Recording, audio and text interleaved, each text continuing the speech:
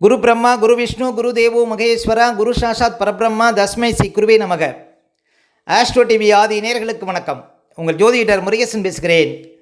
இன்றைய பதிவில் மேஷராசிக்காரர்களுக்கு செவ்வாயினுடைய பயிற்சினால் என்னென்ன மாற்றங்கள் என்னென்ன அதிர்ஷ்டங்கள் கிடைக்கப் போகிறது என்பதை பற்றித்தான் இன்றைய பதிவில் நாம் பார்க்க இருக்கிறோம். தமிழுக்கு விசுவாசு வருடம் வைகாசி மாதம் 23ஆம் தேதி முதல் ஆடி மாதம் 12ஆம் தேதி வரை, அதாவது கிட்டத்தட்ட ஒரு 52 நாட்கள் மேஷராசிக்காரர்களுக்கு ராசிக்கு 5ஆம் இடத்துல செவ்வாய் பகவான் சஞ்சாரம் செய்திருக்கிறார். ஆங்கில தேதிக்கு ஜூன் 6ஆம் தேதி முதல் ஜூலை 28ஆம் தேதி வரை இந்த 52 நாட்களும் மேஷராசிக்காரர்கள் வாழ்க்கையில் என்னென்ன அதிர்ஷ்டங்கள் கிடைக்கும் என்பதை பற்றித்தான் இன்றைய பதிவில் நாம் பார்க்க இருக்கிறோம். பாருங்கள், மேஷங்கிறது காலபுருஷ தத்துவத்தில் முதல் ராசியாக வரும். இந்த ராசிக்கு அதிபதி செவ்வாய் பகவான் ஆவார். மேஷராசிக்குள் அசுபதி நட்சத்திரம் 4 பாதங்களும், பரணி நட்சத்திரம் 4 பாதங்களும், கார்த்திகை நட்சத்திரம் முதல் பாதமும் இந்த ராசிக்குள்ளே வரும். பொதுவாக மேஷராசிக்காரர்கள் அப்படின்னாலே பாருங்கள், வீரம் செறிந்தவர்கள், தைரியத்திற்கு பெயர் போனவர்கள் பாருங்கள் மேஷராசிக்காரர்கள். அதே போல் பஞ்சுவாலிட்டி உடையவர்கள், எடுத்த காரியத்தை விரைவாக முடிக்கக்கூடியவர்கள் இந்த ராசிக்காரர்கள். முன்வைத்த காலை பின்வைத்து பழக்கம் இல்லை மேஷராசிக்காரர்களுக்கு. அதே போல் அதிகார பதவியில் அதிகம் இருக்கக்கூடியவர்கள் இந்த ராசிக்காரர்கள். சரி, மேஷராசிக்காரர்களுக்கெல்லாம் இந்த செவ்வாயினுடைய பயிற்சி எப்படி இருக்கும்? இந்த செவ்வாயினுடைய பயிற்சி எப்படி இருக்கும் அப்படிங்கிறத பார்க்குறதுக்கு முன்னால் செவ்வாய் பகவானை பற்றி ஒரு சில வரிகள் பார்ப்போம். பாருங்கள், செவ்வாய் பகவான் பூமிக்காரகன் என அழைக்கப்படக்கூடியவர். உடல் உறுதிக்கும் மன உறுதிக்கும் காரகம் உள்ளவர் பாருங்கள் செவ்வாய் பகவான். அதே போல் வீரத்திற்கும் தைரியத்திற்கும் பெயர் போனவர் இந்த செவ்வாய் பகவான். ஒருவர் அதிகார பதவியில் இருக்கணும் அப்படின்னா அவர் ஜாதகத்தில் செவ்வாய் பலமாக இருக்கணும். அதே போல் இராணுவத்தில் மிகப்பெரிய தளபதி ஆகணும் அப்படின்னா செவ்வாய் ஜாதகத்தில் பலமாக இருக்கணுங்க. அதாவது இன்னும் சொல்லப்போனால் போலீஸு, இராணுவம், அதே போல் தீயணைப்புத்துறை போன்ற யூனிஃபார்ம் சார்ந்த துறைகளுக்கு செவ்வாயினுடைய வலு கட்டாயம் அவசியம் தேவை அப்படின்னு சொல்லலாம். அதே போல் நீதித்துறையில் பாருங்கள், உயர்ந்த பதவியில் இருக்கக்கூடியவங்க, அதாவது நீதிபதிகளாக இருக்கக்கூடியவங்க ஜாதகத்திலாம் செவ்வாய் ஜாதகத்தில் பலமாக இருந்தால் தான் அவர்கள் அந்த துறைக்கு செல்ல முடியும், அவ்வளோ பெரிய உயரத்தை எட்ட முடியும். அதே போல் பொறியியல் வல்லுநர்களாக இருக்கணும் அப்படின்னா ஜாதகத்தில் செவ்வாய் பலமாக இருக்கணும். எலக்ட்ரிக்கல் சார்ந்த துறையில் ஒருவர் சாதிக்கணும் அப்படின்னா அவர் ஜாதகத்தில் செவ்வாய் பலமாக இருக்கணும். அதே போல் பாருங்கள், இளைய சகோதரக்காரகன் அப்படின்னா செவ்வாய் தான். அதே போல் ரியல் எஸ்டேட் ஒருவர் பண்ணணும் அப்படின்னா அதில் நிறைய சம்பாதிக்கணும்னா செவ்வாய் ஜாதகத்தில் பலமாக இருக்கணும். ஒருவர் விளையாட்டுத் துறையில் ஜெயிக்கணும் அப்படின்னாலும் செவ்வாய் ஜாதகத்தில் பலமாக இருக்கணும். மருத்துவத்துறையில் சர்ஜன், அதாவது அறுவை சிகிச்சை சம்மந்தப்பட்ட பாருங்கள் துறையில் அதிகமாக ஒரு யோகத்தை அனுபவிக்கணும், அதில் நல்ல பெயர் புகழோடு வாழணும் அப்படின்னா அவர் ஜாதகத்தில் செவ்வாய் பலமாக இருக்கணுங்க. ஏன்னா செவ்வாய் இரத்தக்காரகன். அப்போ அறுவை சிகிச்சைக்கு காரகம் உள்ளவர் பாருங்கள் செவ்வாய். அதே போல் செவ்வாய்க்கு வேறு பெயர்கள் உண்டு. மங்களன், குஜன், பௌமன் என அழைக்கப்படக்கூடியவர் இந்த செவ்வாய் பகவான். சரி, செவ்வாய் பாருங்கள் ஜாதகத்தில் பலமாக இருப்பது அவசியம்.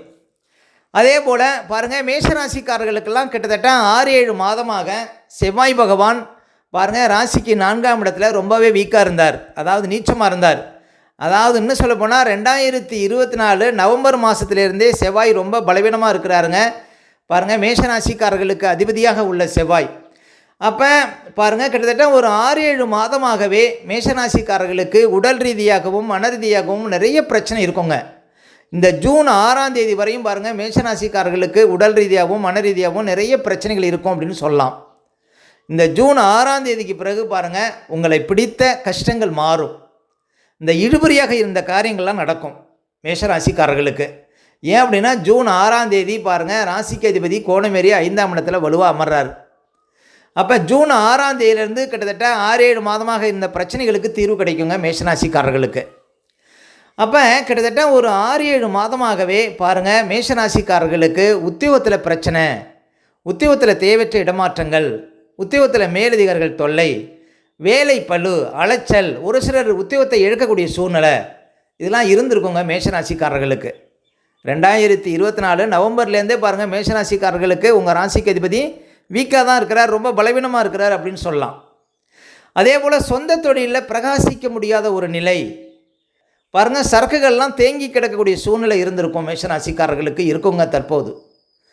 அப்போ இந்த நிலை எப்போ மாறுது அப்படின்னா ஜூன் 6ஆம் தேதியிலேருந்து பாருங்கள் உங்களுக்கு செவ்வாய் 5ஆம் இடத்துல, அதுவும் சூரியன் வீட்டில் அமர இருக்கிறார்.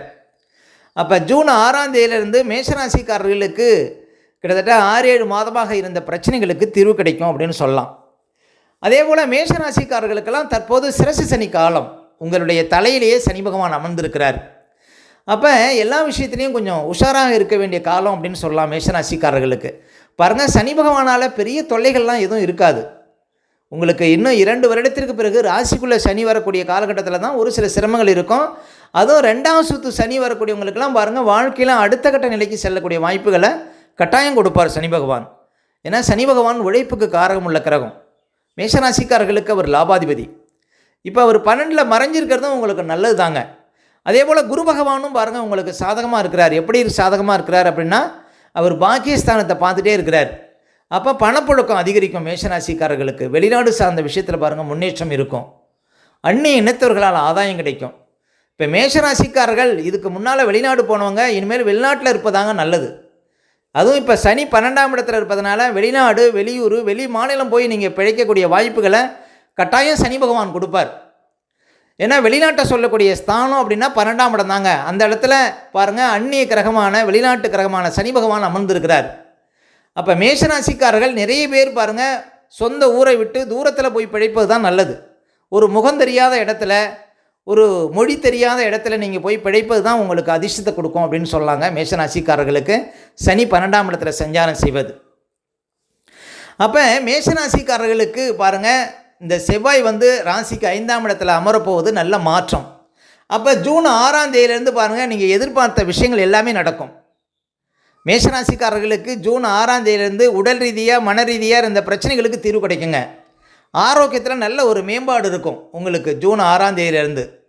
அதே போல் சொந்த தொழிலில் நல்ல ஒரு வளர்ச்சி இருக்கும். வியாபாரத்தில் பாருங்கள் தேங்கி கிடந்த சரக்குகள்லாம் ஜூன் 6ஆம் தேதிக்கு பிறகு நல்ல விலைக்கு விற்கக்கூடிய ஒரு யோகத்தை கொடுக்கும்.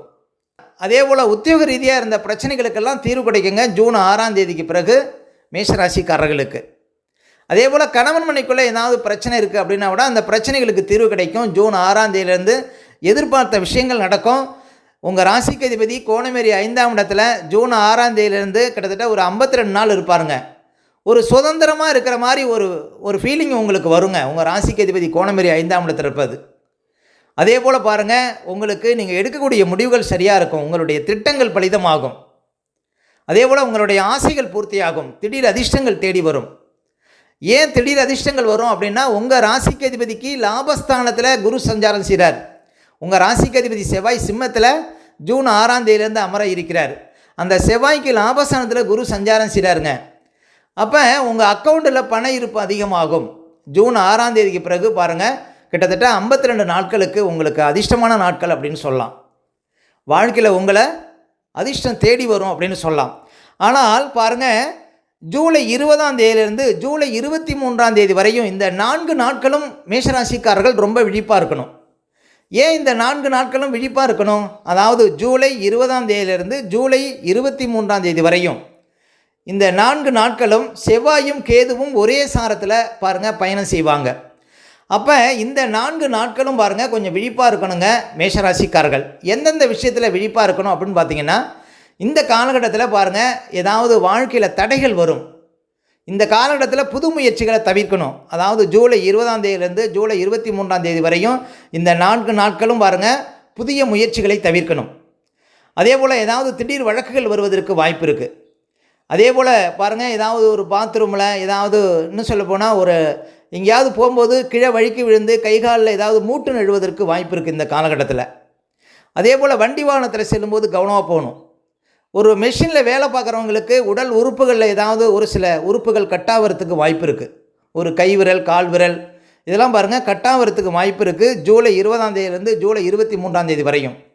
இந்த 4 நாட்களில் நீங்கள் எந்த முயற்சி பண்ணாலும் அது பாருங்கள் உங்களுக்கு தடையாகத்தான் முடியும். இந்த காலகட்டத்தில் உங்களுக்கு ஏமாறுவதற்கு வாய்ப்பு இருக்குது.